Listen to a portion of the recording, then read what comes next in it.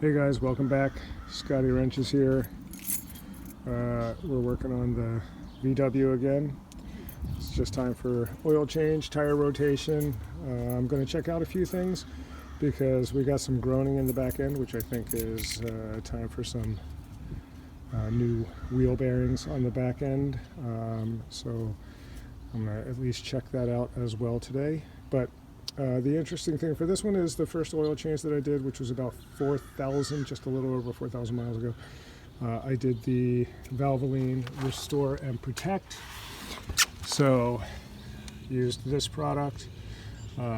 So we're gonna do one more round with that to try to just clean up this engine.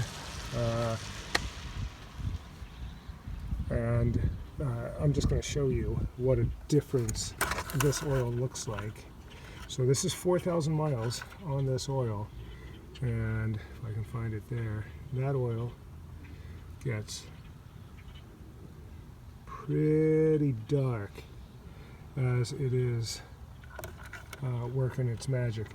So it's a low ester formula. In fact, it has no esters in it, so it doesn't eat through a bunch of deposits quickly, and it doesn't break down your engine oil as it's working, supposedly, according to Valvoline's advertising. So we're going to see what this does. I can tell you that I had to add 1.5 quarts, actually about a quart at 1,500 miles. But since that time, I have not had to add any oil to this engine. So I don't know whether it has actually reduced some of the consumption or not, but we're going to see what we take out. We're going to take a look at that. I am not going to have it analyzed, so no, we're not going that deep. Anyway, stay tuned.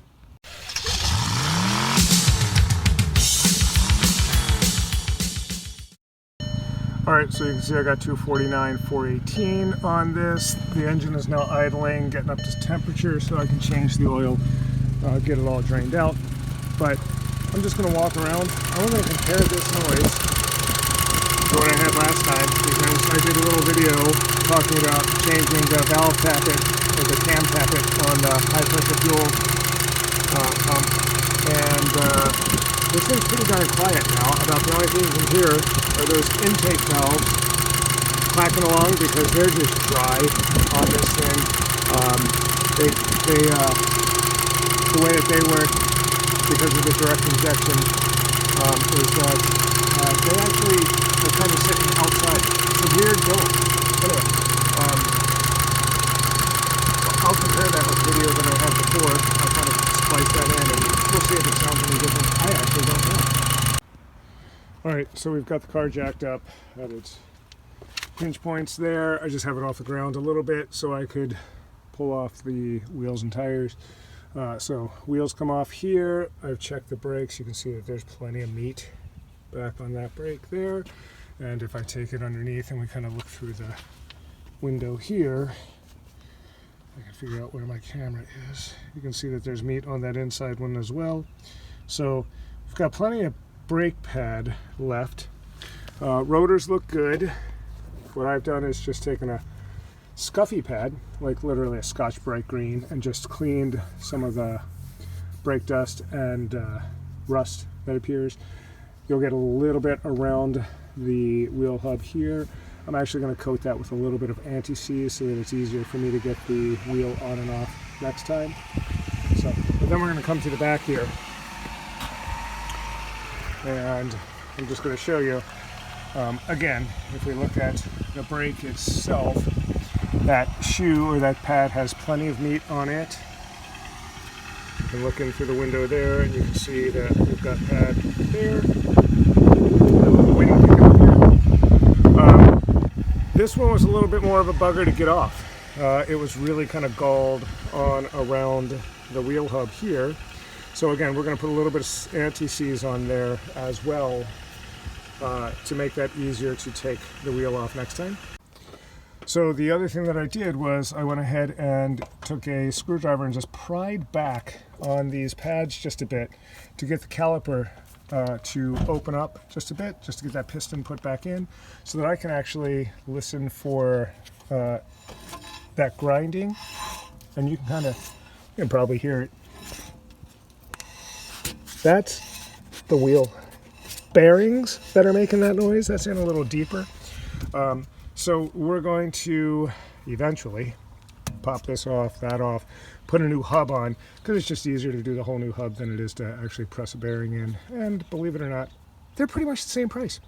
So, but I had to be sure that it wasn't just the brake dragging, and it's not. And you can just see, as I spin, there's no freedom to that. It takes a lot of effort to get it to go, and it just stops its motion. So I'll try to get a rolling video of this as well, but you can hear it groaning in the back of the car. So it's time. All right, so you can see I've done an ultra thin coat. I've just rubbed it on with my finger, just a very thin coat of anti-seize all over the face where it's going to mate with the wheel. That's going to actually keep the wheel from wanting to stick to the hub and the rotor in the future, because I know I'm going to come back here very shortly to do these wheel hubs. All right, so hanging up VW wheels is just a little different than hanging a Honda or a Toyota, because they have studs. This one has wheel bolts.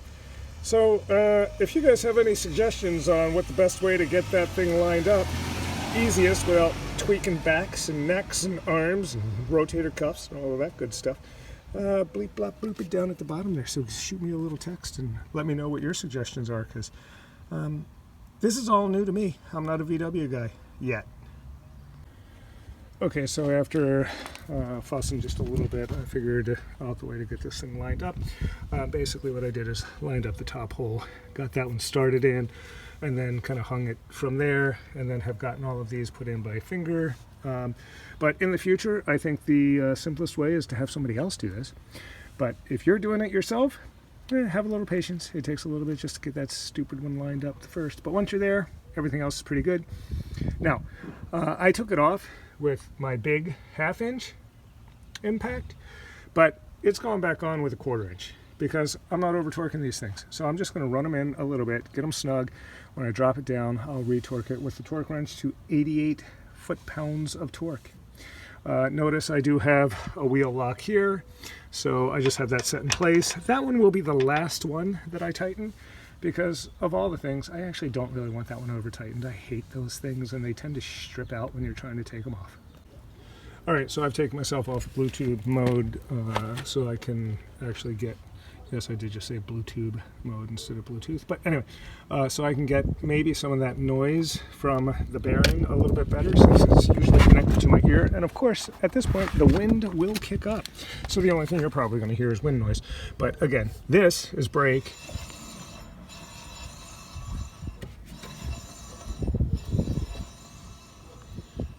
So you can kind of hear a low hiss there.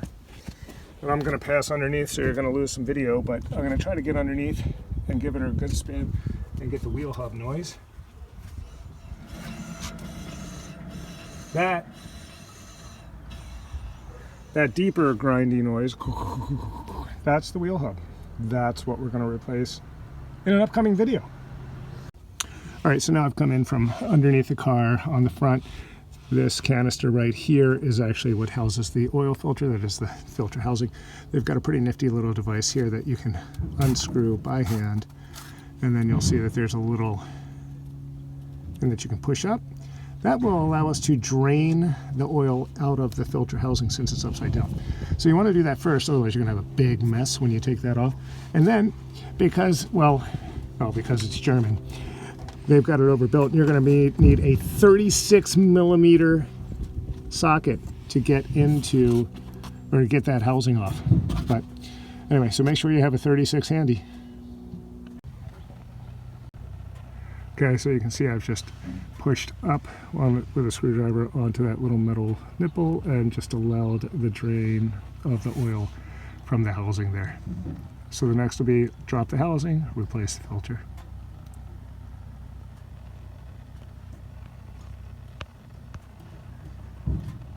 And somehow. Okay, so you can see that the oil flow has stopped, but I've actually moved that back to the center. Do not put the cap back on, because if you put the cap back on, you can't fit the 36 on top of the hex head there to get the housing off. And once you get it loose, you can just spin it by hand. Now, yes, I do actually have the drain pan underneath where I am working. And if you check that out, that cap is actually attached to the engine. It's not attached to the housing, which is kind of an interesting build. Again, kind of nice because you don't lose things when you disassemble crap and, well, if you're like me, put it back together twice or maybe 3 times to get it right.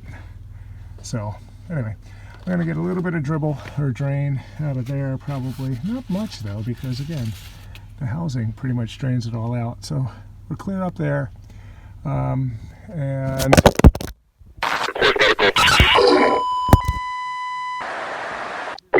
unit down.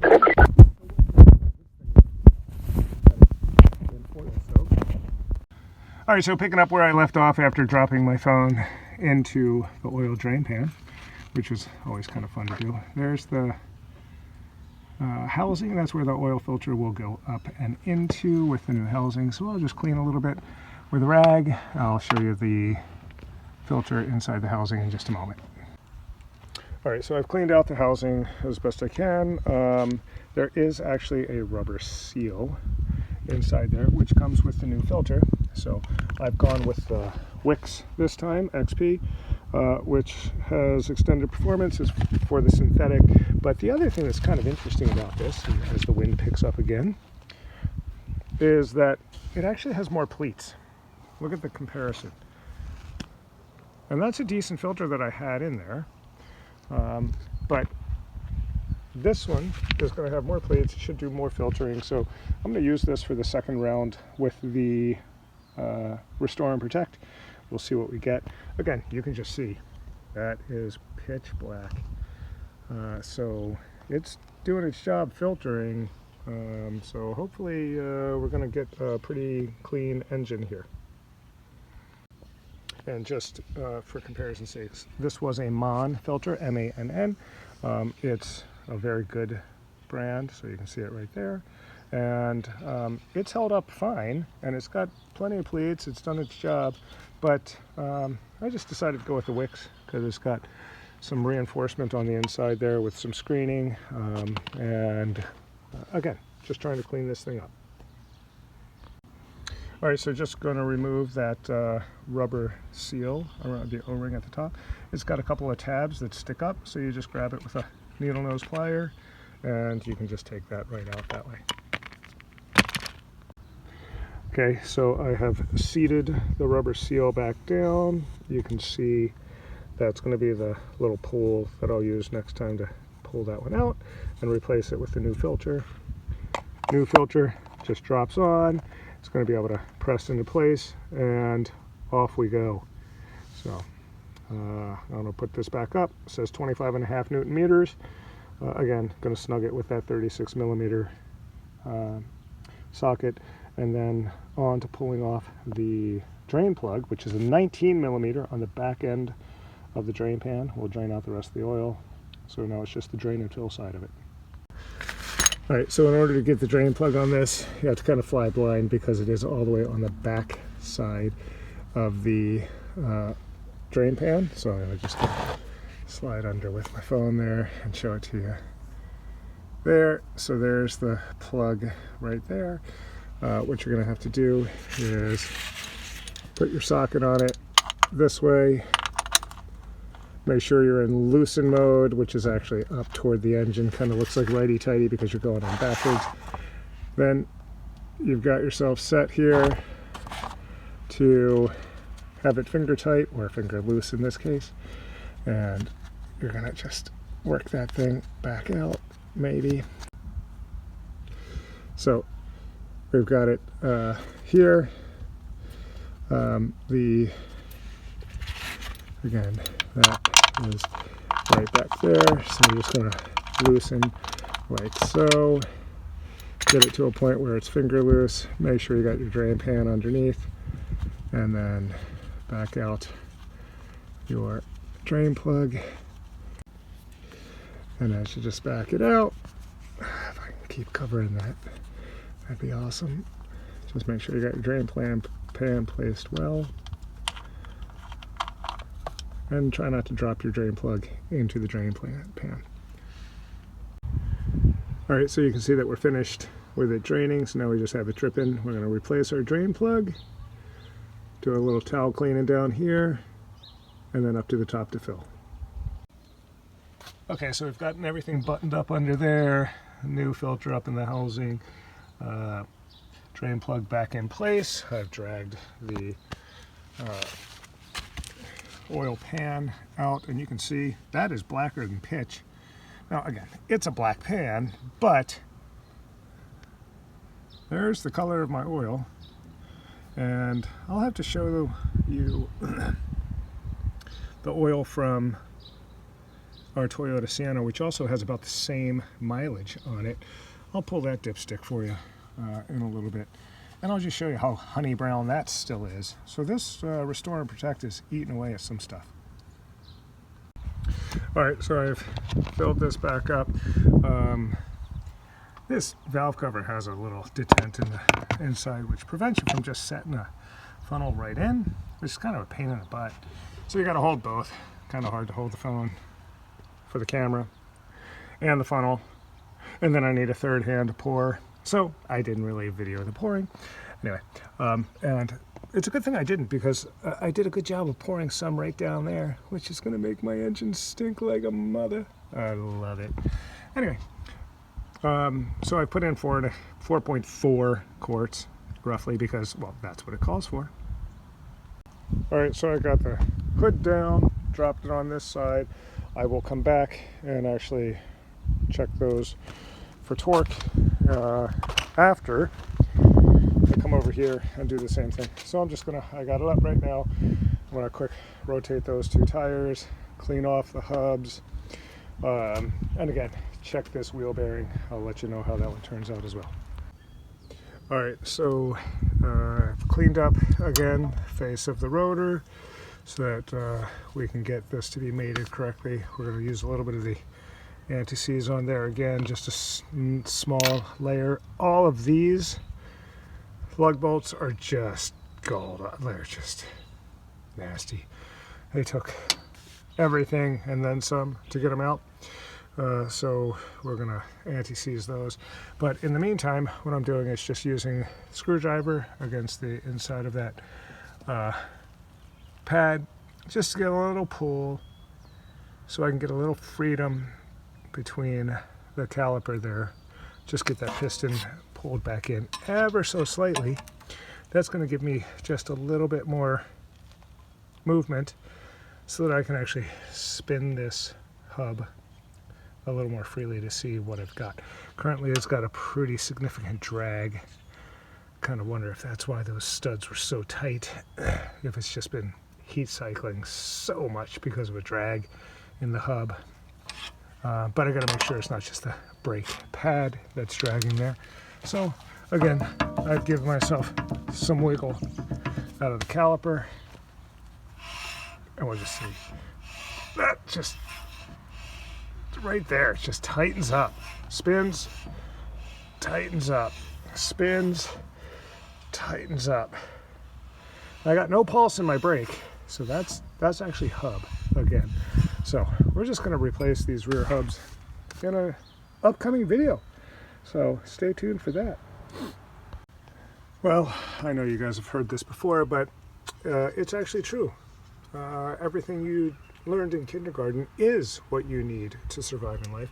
So all I did was a little finger painting project on the face of the rotor, again, hub, back of the wheel there on the mating surface after scuffing that down, getting all of the crud off of it. So I've got some knocking when I turn the wheels full right and full left, which means that shaft is probably going to have to go soon. So again, we'll do a video on that.